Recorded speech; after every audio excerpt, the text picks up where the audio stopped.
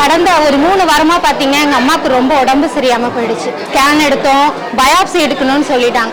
Biopsy எடுக்க போனால் first biopsy எடுக்கிறோம், தொண்டையில் வந்து கட்டி இருக்குன்னு டாக்டர் சொல்லிட்டாங்க. அங்கேருந்து நான் நேராக வந்து பாபா கிட்ட வேண்டிக்கிட்டு ஒரு துணி பூஜை பண்ணேன். குருஜி கிட்ட சொல்லி துணி பூஜை பண்ணி உதி கொடுத்தாரு குருஜி. அதை வாங்கிட்டு மேலே வந்து பாபாவுக்கு நெய்வேதியம் பண்ணி பிரசாதம் இருந்தது, அதையுமே கொடுத்து எடுத்துகிட்டு போய் கொடுங்க அவங்க அம்மா கிட்டன்னு சொன்னார். எடுத்து போய் கொடுத்து 2வது பயாப்சி எடுக்கிறோம். எங்களுக்கு ரொம்ப பயமாயிடுச்சு, ரிசல்ட் என்ன வருங்க. குருஜிக்கு ஃபோன் பண்ணுறேன், குருஜி இன்னைக்கு ரிசல்ட் வரப்போகுது, எங்களுக்கு ரொம்ப பயமாக இருக்குன்னு சொல்கிறேன். அப்போ குருஜி சொல்கிறார் ஒன்றுமே இருக்காதுமான்னு சொல்கிறார். பாபா சொல்கிற மாதிரியே இருந்தது. அப்புறம் ரிசல்ட் வருது, டாக்டர் என்ன சொல்கிறாங்க, இப்போ ஆப்ரேஷனும் வேண்டாம், நல்லா இருக்குன்னுட்டாங்க. செகண்ட் ஒப்பீனியன் கேட்கணும்னு சொல்லவே இன்னும் கொஞ்சம் பயம் இருந்தது.